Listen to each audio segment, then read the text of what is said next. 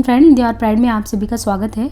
Friends देखिए, यहाँ पे हमारे हिंदी साहित्य संबंधी यूजीसी नेट के पेपर में जो कहानी विधा के तहत सिक्का बदल गया कहानी लगा हुआ है। ये कहानी कृष्णा सोबती के द्वारा रचित कहानी है। सर्वप्रथम जुलाई 1948 में प्रतीक पत्रिका में प्रकाशित संग्रह बादलों के घेरे 1980 ईस्वी में इस कहानी को स्थान मिला था।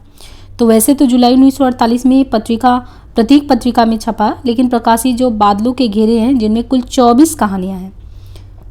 इसमें देखिए कुल कहानियों में जैसे कुछ नहीं, दो रो दो बाहें, दोहरी सांझ, सिक्का बदल गया, मेरी माँ कहाँ, गुलाब जल गरेड़िया, एक दिन, जिगरा की बात, न गुल था न चमन था, दोहरी सांझ, पहाड़ों की साए तले, कलगी, लामा, नफीशा, डरो मत मैं तुम्हारी रक्षा करूँगा, दादी अम्मा, बदली बरसी गई, नफीशा, कामदार, भीख मलाल। तो ये जो है सारी कहानियाँ जो है इसमें संग्रहित है।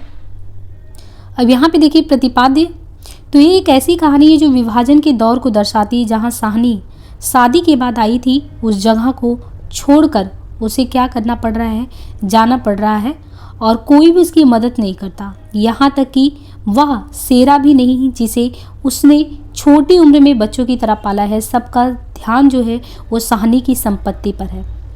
साहनी चनाब नदी नहाकर अपने घर जाती, वहाँ उसे मारने के लिए लोग बैठे हैं। सभी चाहते हैं कि साहनी जो है ये जगह छोड़कर जो है चली जाए। तो ये सिक्का बदल गया कहानी कि कैसे रिश्ते भी जो है स्वार्थों में बदल जाते हैं। कृष्णा सोबती जो कि हिंदी की महत्वपूर्ण और सम्मानित कथाकार हैं, उनके अब तक प्रकाशित उपन्यासों में बहुत ही प्रसिद्ध उपन्यास है मित्रों मरजानी जो कि 1967 में आया, डार से बिछुड़ी 1948 में, सूरजमुखी के अंधेरे में 1972 में, जिंदगी नामा 1979 ईस्वी में, दिलो दानिश 1993 ईस्वी में, समय सरगम 2000 ईस्वी में। ये सभी कहानियाँ हैं। उनके एकमात्र कहानी संग्रह बादलों के घेरे में, तो एकमात्र कहानी संग्रह बादलों के घेरे में ये 1900 ईस्वी में प्रकाशन में आया, जिसमें कुल 24 कहानियां हैं। यारों के यार, 3 पहाड़ उनकी 2 कहानियों का संग्रह है जो 1968 में प्रकाशित हुआ। इनके अलावा उनकी 2 कहानी है ए लड़की और नाम पट्टिका भी। बादलों के घेरे में कहानी संग्रह में ही सिक्का बदल गया कहानी भी संकलित है, जो जुलाई 1948 में प्रकाशित हुआ। सर्वप्रथम ये कहानी जो है कौन सी पत्रिका में, तो अज्ञे जी की प्रतीक पत्रिका में प्रकाशित हुआ था। कृष्णा सोबती ने इस कहानी में 1947 में हुए देश विभाजन की ऐतिहासिक और हृदय विदारक घटना को आधार बनाया है। और कृष्णा सोबती की सिक्का बदल गया जो कहानी है, उसका परिदृश्य अगर देखिए, उसका जो पृष्ठभूमि है वो भारत पाक विभाजन के दर्द को बड़ी गहनता से उकारने वाली कहानी है। इसमें देखिए जो पात्र हैं, मुख्य पात्र में है साहनी, जमींदार शाह जी की पत्नी है साहनी। विभाजन के कारण उन्हें विस्थापित होना पड़ता है। सारा धन दौलत जो है छोड़कर वो कैंप लौट जाती है। सेरा हसैना का पति और साहनी का कामगार है। सेरा अपनी माँ को मरने, यानी उनकी माँ जब मर गई उसके बाद वो साहनी के घर ही पला बड़ा है। सेरा सांप्रदायिक भावना से भरकर साहनी को वो मारने की सोचता है पर मार नहीं पाता। सेरा सोचिए जिसे उन्होंने पाला हुआ है वही सोचता है कि उन्हें मारेंगे।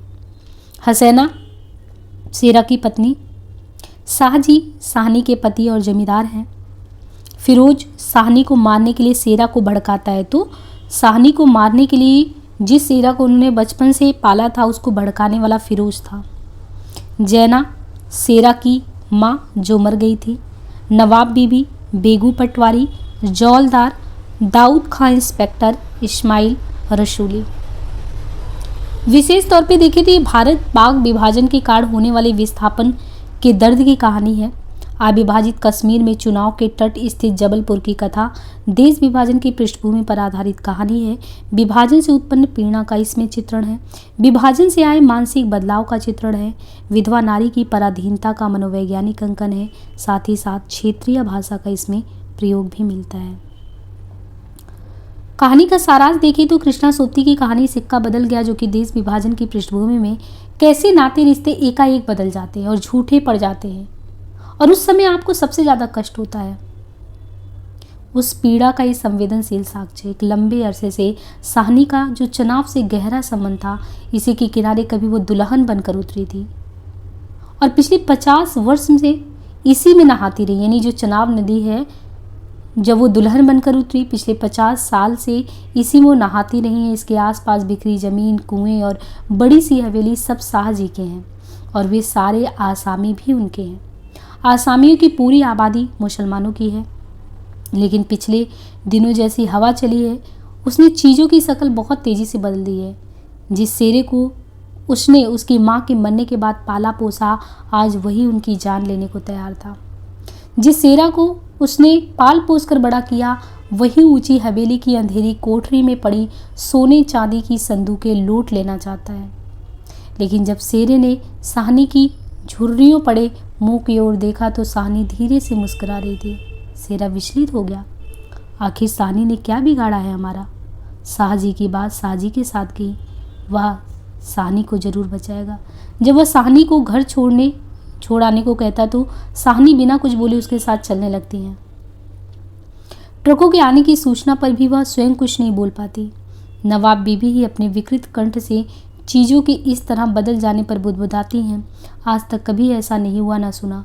साहनी अकेली थी और बिना सहारे के उसे अपने पुरखों के घर को छोड़ना था।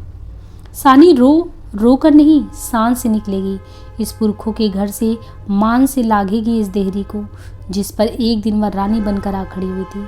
अपने लड़खड़ाते कदमों को संभाल कर साहनी ने दुपट्टे से आंखें पोंछी और वो ढ्योड़ी से बाहर हो गई। आसपास की औरतों की प्रतिक्रियाओं से ही साहनी की स्थिति की संजीदगी का आभास होता है। बेजान से साहनी की ओर देखकर बेगू सोच रहा है क्या गुजर रही है साहनी पर, मगर क्या हो सकता है, सिक्का बदल गया है और इसके बाद ही साहनी को वो सब छोड़ना होता है जो उसने इस लंबे अरसे से सहेजा था। हवेली और उसमें भरी ढेर सारी जरूर गैर जरूरी चीज़ें भी, रिश्ते नाते और पड़ोसियों की माया ममता भी। आसपास घेर कर खड़ा हुआ छोटा सा जनसमूह रो रहा है। सबके मन में जैसे एक ही बात है कि साहनी के मन में जरा भी मैल नहीं है। मतलब आप कभी कभी इंसान की दरिया दिली को देखिए, वो चीज़ साहनी के अंदर दिखता है, सबको भाव विचलित कर देता है। अदरवाइज कोई अपनी ज़मीन को और उतनी जायदाद को छोड़ के जाए तो रोडना पीटना सब आता है, लेकिन उनकी उदार प्रवृत्ति को देखिए, क्योंकि हर एक इंसान जिसको ये पता है कि जाना है तो कुछ भी लेके नहीं जाना है, वही चीज़ साहनी के माध्यम से यहाँ पे दिखाया गया है। सबके मन में जैसे एक ही बात है कि साहनी के मन में जरा भी मैल नहीं है किसी के प्रति। हम साहनी को नहीं रख सके। अपना घर बार और गांव छूट जाने पर भी साहनी के मन में किसी के लिए कोई बैर भाव नहीं था, बल्कि जिस शेरे के मन में साहनी को मार डालने की बात आई थी, उस शेरा बढ़कर वो साहनी के पांव छूता है, उसे भी उसने अपने कांपते हुए हाथों से आशीर्वाद दिया, तुम्हें भाग लगे चन्ना। ट्रक के बढ़ते बढ़ते वे लोग साहनी से दिल छोटा ना करने की इल्तिजा करते हैं, जिसमें उनकी बेबसी भी मिलती है। यदि उनके बस में होता तो वे कुछ भी उठा ना रखते, लेकिन क्या करें, राज्य पलट गया और सिक्का बदल गया है। रात में साहनी कैंप में जमीन पर पड़ी आहत मन से सोचती हैं कि राज्य पलट गया, सिक्का क्या बदलेगा, वह तो वहीं छोड़ा है। तो इस तरीके से आप देखिए कि कहानी जो है प्रतीकात्मक तौर पे हिंदुस्तान और पाकिस्तान के विभाजन के दर्द को बयां करती है कि किसी इंसान का पीछे सब कुछ छूट जाता है। विभाजन के समय लोगों की मन स्थितियों में आए बदलाव को भी बहुत अच्छे से इस कहानी के माध्यम से उकेरा गया है। कहानी में उथल पुथल, निराशा, पीड़ा, टूटन, मूल्यों के सिक्के के रूप में बदले जाने के संबंधों को निरर्थक बना देने की कथा है। पलायन और विस्थापन का दर्द कितना गहरा होता है। बात ये नहीं कि साहनी को हुकूमत बदल जाने का ही दुख है, दुख इसका नहीं है, बल्कि मूल्यों के जो सिक्के बदल जाते हैं, जो संबंध सार्थक थे एक समय स्वार्थ के वशीभूत होकर वो निरर्थक हो जाते हैं, दुख सिर्फ इस बात का है। कहानी के कुछ प्रमुख कथन उद्धरण हैं, जैसे आज इस प्रभात की मीठी नीरवता में न जाने क्यों कुछ भयावना सा लग रहा है। वो पिछले 50 वर्षों से यहाँ नहाती आ रही है, कितना लंबा अरसा है। साहनी सोचती है कि एक दिन इसी दुनिया के किनारे वह दुल्हन बनकर उतरी थी और आज शाह जी नहीं, उसका वह पढ़ा लिखा लड़का नहीं, आज वह अकेली है, शाह जी की लंबी चौड़ी हवेली में बिल्कुल अकेली। पर नहीं, ये क्या सोच रही है वह सवेरे सवेरे, अभी भी दुनियादारी से मन नहीं फिरा उसका। साहनी ने लंबी सांस ली और श्री राम करते बाजरे के खेतों से होती घर की राली।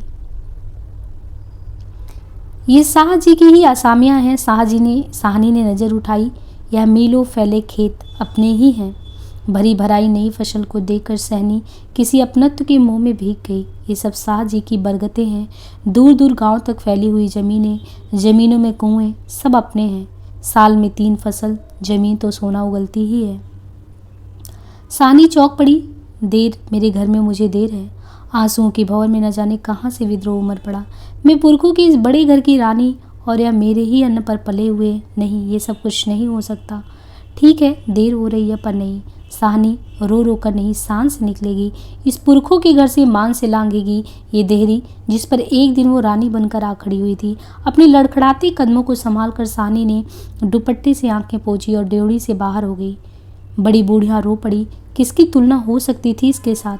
खुदा ने सब कुछ तो दिया था, मगर दिन बदले, वक्त बदल दिए। ट्रकें अब तक भर चुकी थी। साहनी अपने को खींच रही थी। गांव वालों के गले में जैसे धुआं उठ रहा है। खूनी शेरे का दिल टूट रहा है। दाऊद खान ने आगे बढ़कर ट्रक का दरवाज़ा खोला। साहनी बढ़ी। इस्माइल ने आगे बढ़कर भारी आवाज़ से कहा, साहनी कुछ कह जाओ, तुम्हारे मुंह से निकली असीम झूठ नहीं हो सकती। और अपने साफे से आंखों का पानी पोंछ लिया। साहनी ने उठती हुई हिचकी को रोककर रुधे रुधे गल से कहा, रब्बा तुहने सलामत रखे बच्चा, खुशियाँ रखे। वो छोटा सा जनसमूह रो दिया। जरा भी दिल में मैल नहीं साहनी के, और हम साहनी को रख भी नहीं पाए। रात को साहनी जब कैंप में पहुंचकर जमीन पर पड़ी तो लेटे लेटे वो आहत मन से यही एक बात सोच रही थी कि राज अब पलट चुका है, सिक्का बदल गया है। वो तो मैं वहां सब छोड़ के आई। सेरा, आज साहनी क्या कोई कुछ भी नहीं कर सकता। ये होके रहेगा क्यों ना। हमारे ही भाई बंधु से सूद ले लेकर शाह जी सोने की बोरियां तोला करते थे। तो ये वही सेरा है जिनको इन्होंने पाला था। वो इस तरीके से जो है आरोप लगाता है शाह जी पे, जो साहनी की पति थे।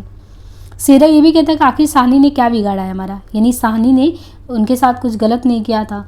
तो वही कहता है कि आखिर साहनी ने क्या बिगाड़ा है हमारा। शाह जी की बात शाह जी के साथ गई, वह साहनी को जरूर बचाएगा। यानी जब ये मारने का प्लान होता कि साहनी को मार दिया जाए तो सेरा कहता है, लेकिन कल रात वाला मशवरा वह कैसे मान गया था फिरोज की बात। मतलब फिरोज ने जब साहनी को मारने के लिए कहा तो उसके मन में कैसे आ गया कि वो सच में साहनी को मारेगा। नवाब बीवी कहती है कि साहनी आज तक कभी ऐसा ना हुआ, ना कभी सुना, गजब हो गया, अंधेर पड़ गया। तो ये नवाब बीवी का कहना है। बेंगू कहता है साहनी रब्बू ने यही मंजूर सी, यानी सब ये दिलासा देते हैं कि जो वो छोड़ के जा रही कि यही मंजूर था रब को। बेगू कहता है कि क्या गुजर रही है साहनी पर, मगर क्या हो ही सकता है, सिक्का तो बदल गया है। साहनी कहता है कि दाऊद खां, इससे अच्छा वक्त देखने के लिए क्या मैं जिंदा रहूँगी। तो दाऊद खां से वो कहती हैं, क्या इससे अच्छा वक्त मैं जीने के लिए रहूँगा। इस्माइल, साहनी कुछ कह जाओ, तुम्हारे मुंह से निकली आशीष झूठ नहीं हो सकती। तो ये इस्माइल जब साहनी जाने लगती हैं तो क्योंकि वो सभी को आशीर्वाद देती रहती हैं, तो वही कह रहा है कि साहनी कहती है कि साहनी कुछ कह जाओ, तुम्हारे मुंह से निकली आशीष जो है वो झूठ नहीं हो सकती। साहनी, राज पलट गया, सिक्का क्या बदलेगा, वो तो मैं वहीं छोड़ आई। तो इस तरीके से देखिए विभाजन का काल और अपने ठाट बाट सजाए साहनी जब सब कुछ संभालती और एक छत्र शासन करती, दयालु, उदार और दबंग। लेकिन कभी कभी होता है ना, परिस्थितियाँ इंसान को इतनी मजबूर कर देती कि उसे सब कुछ छोड़ना है, वो कुछ भी लेकर नहीं जा सकता, मगर प्राण तो वहीं अटके हैं। उसे ये तो पता है कि वहीं पे दुल्हन बन के उतरी और उसी देहरी को अब पार कर रही है। इस तकलीफदेह वास्तविकता को साहनी स्वीकार नहीं कर पाती है कि अब सिक्का बदल गया। वह तो वहाँ के एक एक तिनके में बिखरी और फैली है। छूटते हुए घर, जमीन जायदादें, खेत खलिहान, संबंध, रिश्ते, सारा परिवेश जो अस्तित्व की सांस सांस में रचा बसा है, एक पूरी सामंती दुनिया जहाँ औरत या तो केवल एक वस्तु या वस्तुओं से ऐसी चिपकी है कि उन्हीं का एक हिस्सा हो गई हो। लगता है पासो और साहनी जैसे कभी अपनी जमीन से उखड़ी ही नहीं थी, उसकी आत्माएं वहीं भटक रही हैं। तो ये ना सिक्का बदल गया। मधुरेश कहते हैं कि विभाजन की पृष्ठभूमि पर मानवीय सदाचारता को गहरी संवेदनशीलता से अंकित करती कहानी है। तो उम्मीद है कि ये कहानी आपको बहुत अच्छे से समझ में आया होगा। अब मिलते हैं नेक्स्ट कहानी के साथ इंस्पेक्टर मातादीन चाँद पर। तो डिस्क्रिप्शन आपको जो है डिस्क्रिप्शन में लिंक प्रोवाइड कर दिया जाएगा टेलीग्राम से, वहाँ से कनेक्ट होकर बराबर अपडेट पाते रहें। आज के लिए इतना ही, धन्यवाद।